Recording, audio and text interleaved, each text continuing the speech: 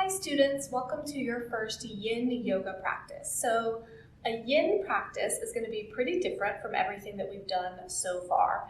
So far, most everything we've done has been more of a vinyasa or a flowing yoga practice. Yin is the opposite of flowing and movement. It's about stillness. So we're going to be in each posture for a couple minutes. It might feel like longer than it is, but that's part of the focus in that it should also be a meditative practice. These are all going to be stretching postures, so we're never going to stand up off of our mats. And so part of the purpose also is to stretch the connective tissue in the body, all the fascia that goes throughout our body. And that's why we have to maintain these postures for so long. In addition to focusing around stillness and being a meditative physical practice, you need that long time to gently stretch the connective tissue in the body. Your muscle is going to relax as much as it can in the first 45 seconds to a minute.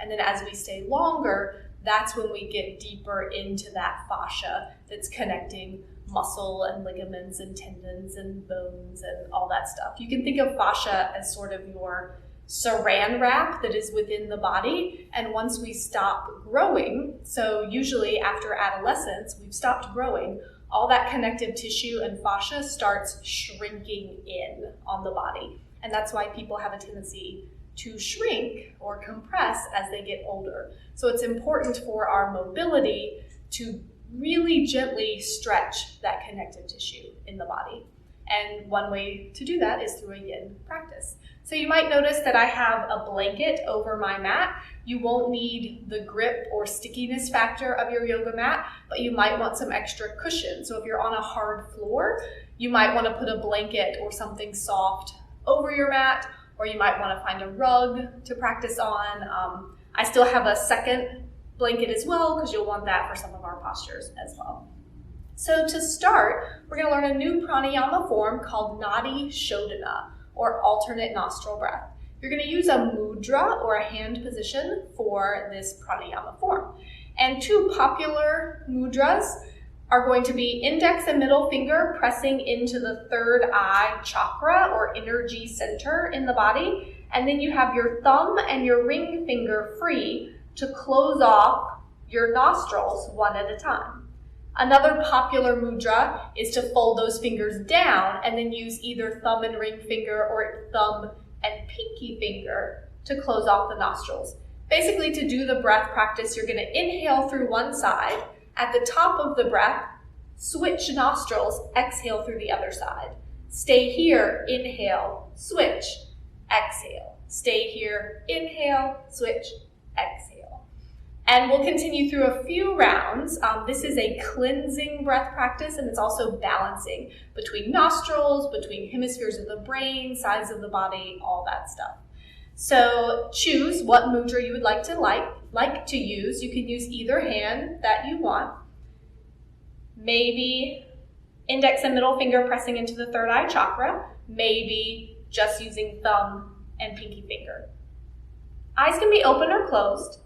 Close off your left nostril to start. Inhale through the right. At the top, close off the right, open left, exhale. Stay here, inhale. At the top, switch, exhale. Inhale. Switch, exhale. Inhale, switch, exhale, inhale, switch at the top, exhale. Take one more inhale, release both nostrils and exhale. Take a breath in. And let that go. So again, Nadi Shodhana or alternate nostril breath is balancing and also cleansing. If you have a little bit of congestion in one side of the nose, it's going to help clear that out. But it is a pranayama form that you're not going to stop in the middle of a vigorous asana practice to do. It'll probably be a standalone, done at the beginning or end of practice, or you might pause somewhere and have a seat in the middle of practice to do some, but obviously you're not going to be in downward facing dog and lift up a hand to do alternate nostril breath. It usually works as a good standalone pranayama practice. So with that, let's move into our Yin Yoga practice. To start with, you're going to grab your bolster, place it long ways on your mat, and have a seat in front of that bolster. You're going to take a blanket and you want to roll that blanket so that you have a long snake-like shape with your blanket. Take soles of the feet together, let the knees open. Blanket goes on top of your feet and then tuck it under your legs. So you get a little bit of support from the blanket. If you know you're going to want more because you have particularly tight hips, you can grab your blocks and use them under your knees or thighs for a little extra support.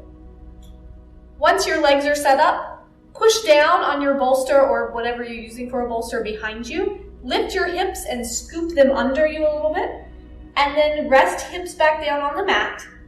Recline back over your bolster. Open your arms. And you can close your eyes here. So as we start in this first yin shape, reclining butterfly, I'll invite you to think about a new niyama. Thinking about the niyama Ishvara Pranidhana. Ishvara Pranidhana can be defined as a surrendering to something greater than yourself. So this could be a god, many gods. It could be surrendering to the power of the universe. Or it could be simply acknowledging that you're not the only thing here, that there is something beyond yourself in this world. Sometimes Ishvari Pranidhana can be described as faith. A faith that there's some greater purpose for your life. And so you just have to do your best to try to discover that purpose or dharma and do your best to fulfill it. Breathing in. Breathing out. In relation to our practice today, maybe see how you can surrender into each posture. Can you allow your props, and in some cases your bones, to support you rather than relying on muscles? Trying to let your muscles relax as much as you can. And in each posture, go to that place where it starts to feel interesting, I like to say. So it's not your deepest, most intense stretch, but you feel something. And as you're here for a few minutes, that stretch will probably intensify. But the idea is that you remain still. Resist the urge to fidget just for the sake of moving around. When you're not sure what to focus on, bring your focus to your breath. Direct your breath to wherever you feel the most sensation, and see if your exhale can help release a little bit of that tension. Breath in, breath out.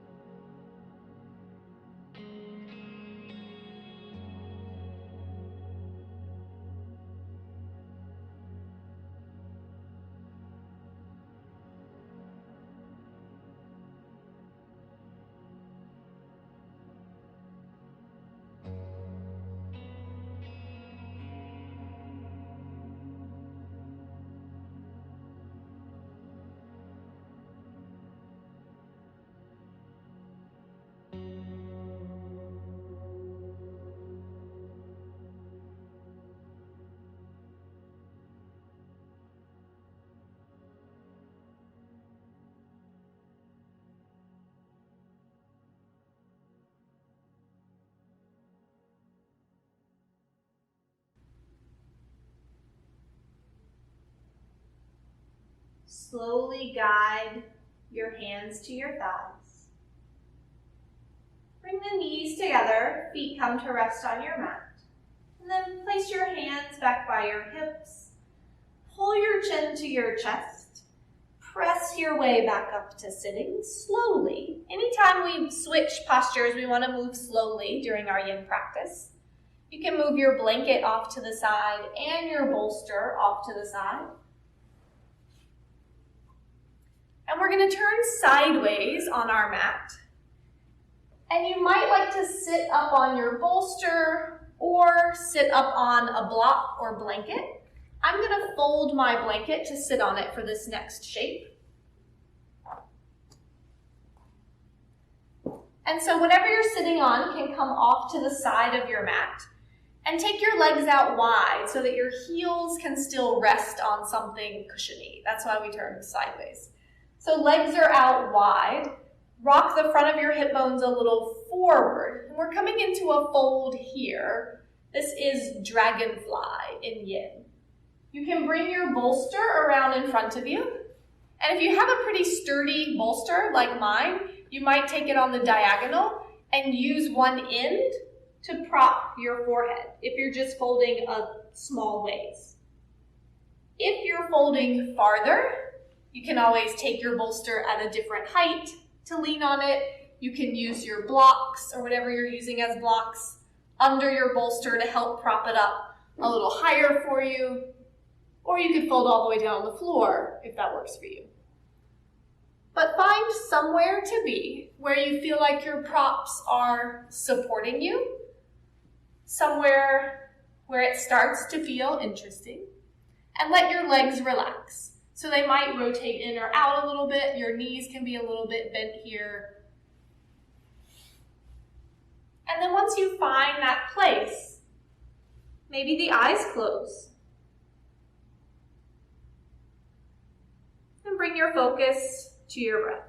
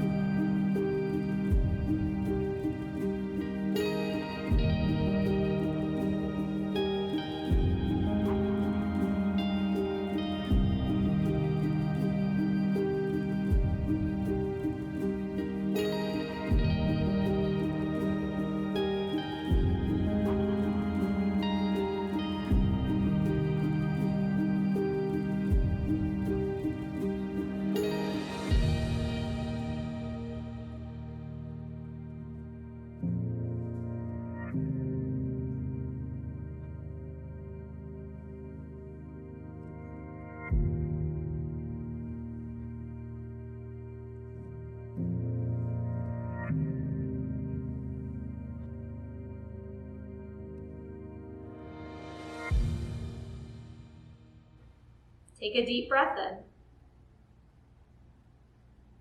Exhale, let that breath go. Press your way back up to sitting. Move your props a little out of the way.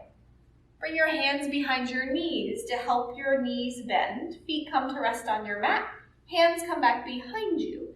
Just take a gentle windshield wiper of the knees side to side, allowing your body to slowly come out of the posture.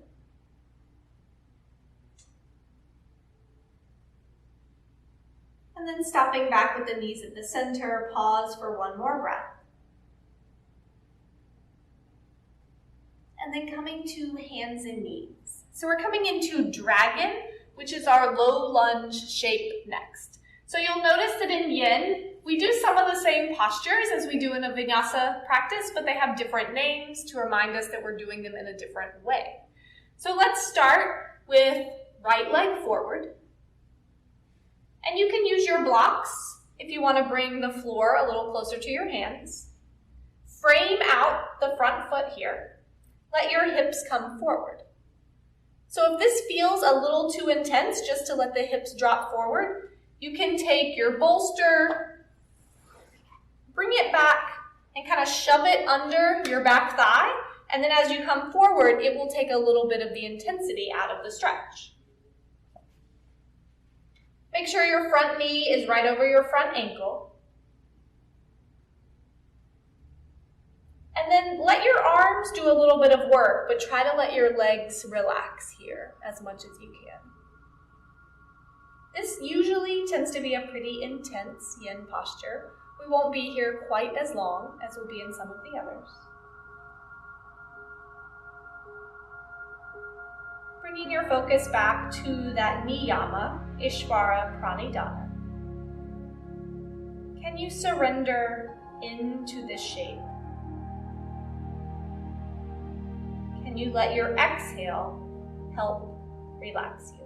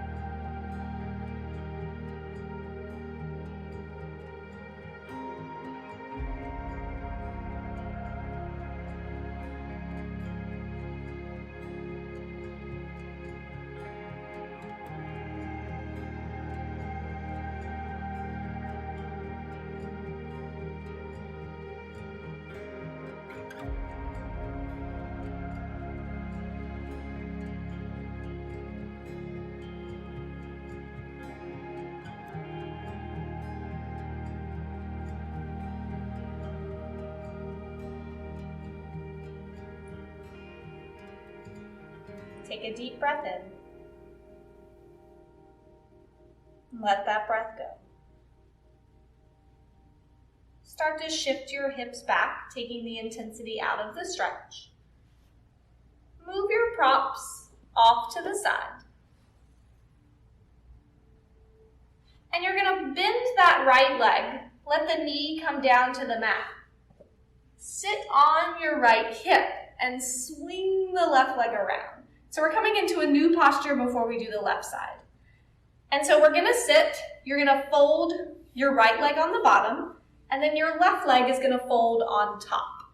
You want your knees to try and stack one over the other as best they can. You might be more like this, that's okay. If folding both legs doesn't work at all for you, extend the right leg long and just fold the left.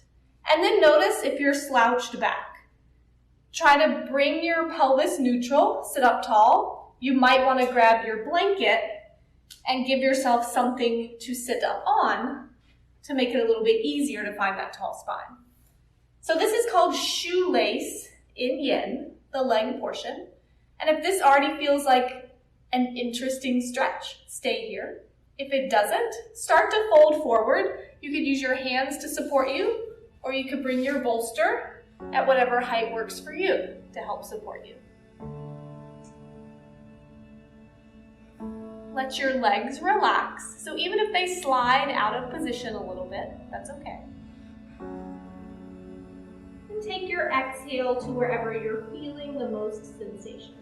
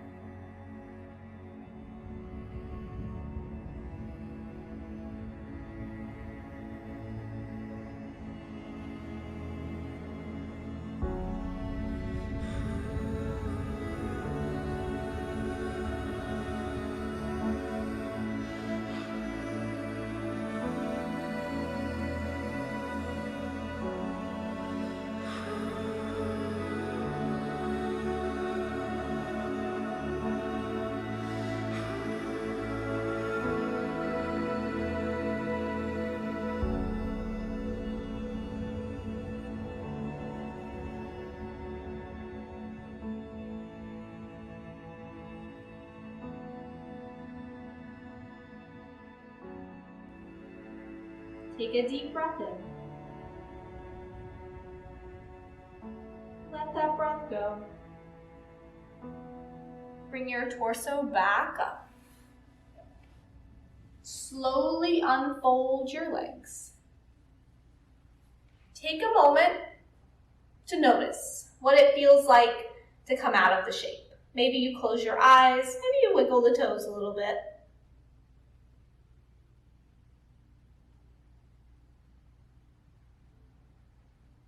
And then finding your way back forward, coming back to hands and knees to go into dragon or low lunge on the left side. So remembering you can bring blocks under your hands, you can bring your bolster under that back thigh for a little extra support if you would like it. Making sure front knee is right over the ankle and hips are reaching forward. Try to let the legs relax as your arms and your props help support you.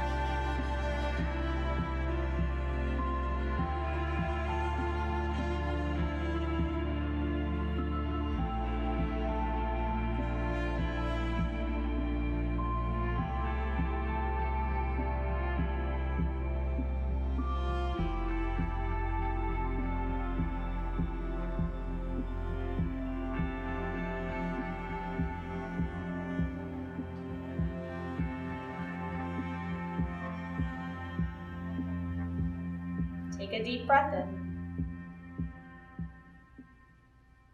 Let that breath go. Start to shift your hips back.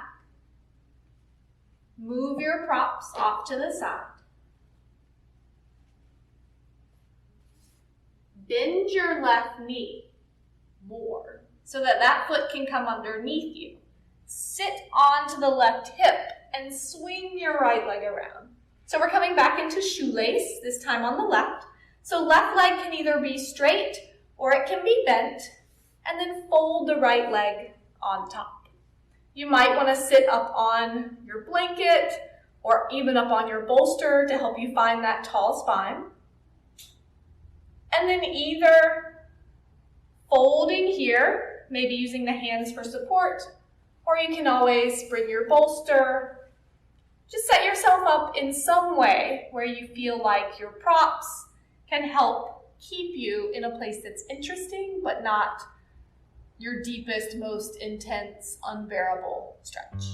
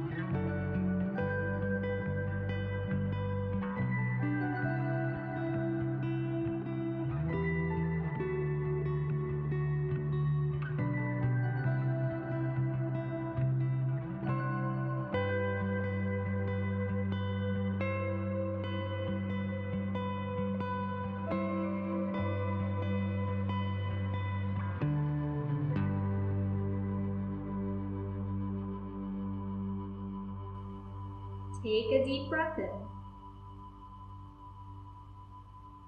Let that breath go. Inhale your torso back upright. Scoot your props off to the side. Unfold your legs slowly. And again, take your hands behind you, drape your weight back into your arms, and notice what it feels like to come out of the shape. You can take a little wiggling around if you would like to. This is your short reprieve from stillness. And then we're going to come on to our stomachs next. Before you lay down, make sure you have a block and maybe your blanket at the top of your mat. And then roll onto your stomach. Legs are long behind you. And you're coming up to Sphinx to start. Elbows under shoulders. If this feels too intense with your elbows under your shoulders, walk your hands more forward to come lower. If this doesn't feel like much at all, you can bring your blanket or even your bolster under your elbows to bring you up a little bit higher. Allow your legs to relax. Allow your body to settle. Your head can stay upright, or you might drop it forward, forehead, to your block or blanket. Sphinx is a great shape to counteract all the sitting in chairs and cars that we do. All that sitting tends to flatten out the lumbar spine. So this is putting that natural curve back in the lower back.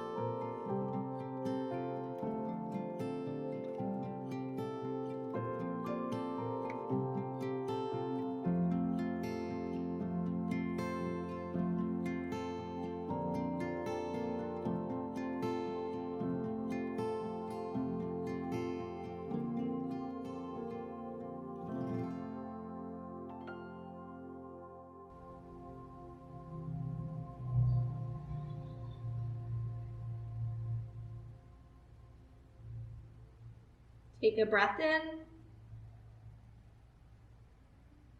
Let that breath go. Next, inhale, your head lifts if you dropped it forward. Move any props out of the way and come down to rest. You can rest your forehead on your stacked hands, or you might turn your head to one side.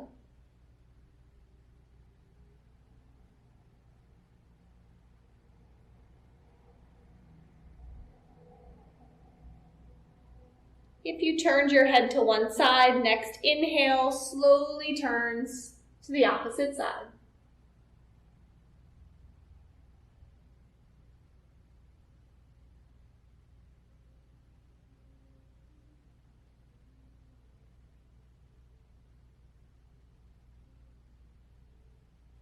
Next inhale lifts the head. Bring your hands under your shoulders. Slowly push your way up to hands and knees. And then we're going to set ourselves up for a supported bridge on our bolster. So take your bolster near the back of your mat, and it's going to come across sideways. If you don't have a blanket or some other cushion on your mat, you might want to take your other blanket and put it up near the top for your head. But keep it low. You don't want to be pushing your head forward. I'm already on a little cushion, so I'm going to push it off to the side. And then to come into this shape, you're going to sit on your bolster and then carefully recline back so that your shoulder blades land on the mat. Arms can be on the hips or belly, or they can come off to the side. Make sure your hips feel secure. You're not about to slide off your bolster. And then from here, you can stay exactly as you are.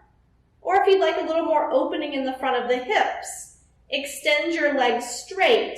Heels come to the floor. If you do that and you feel lots of pinching in the low back, you can bend the knees again, or maybe just one. And about halfway through, you can switch. Let the legs relax, let the eyes close.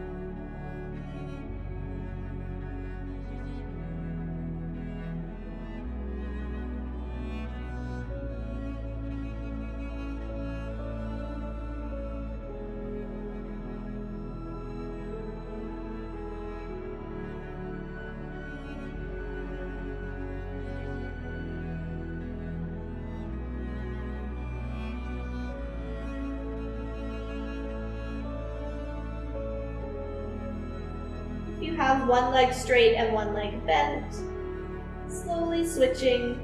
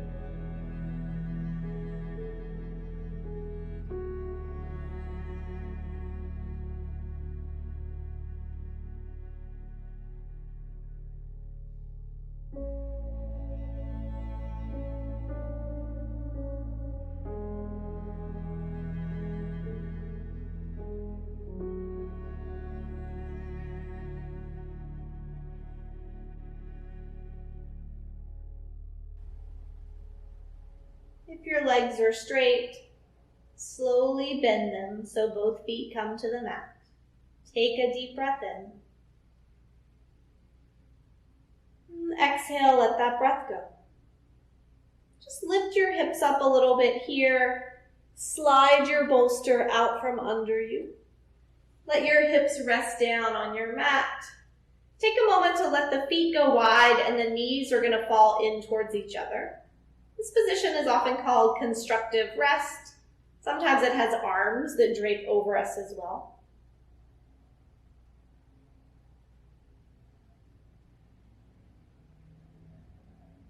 And then extending legs and arms long, coming into your Shavasana.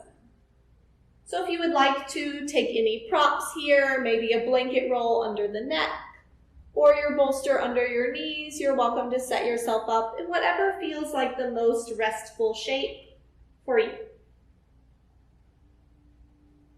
With each exhale, the body gets a little heavier, a little more relaxed, surrendering into the earth.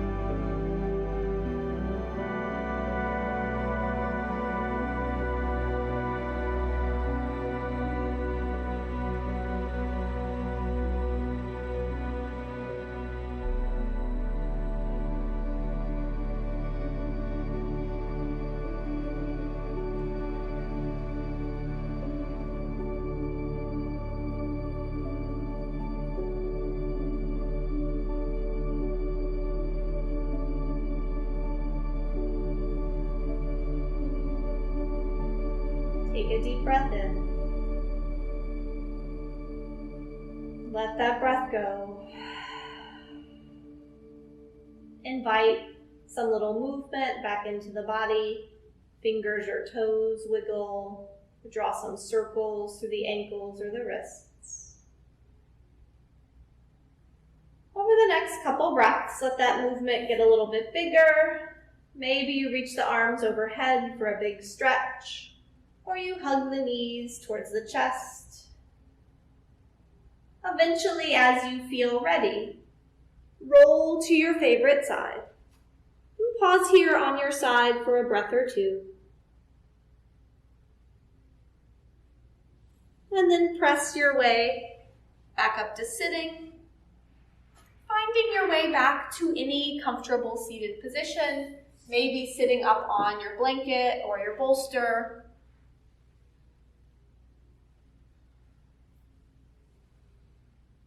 Finding a tall spine. Coming back to Nadi Shodhana alternate nostril breath for just 3 last rounds. Closing off the right nostril first this time, inhale through the left. Switching at the top, exhale. Inhale. Switch, exhale.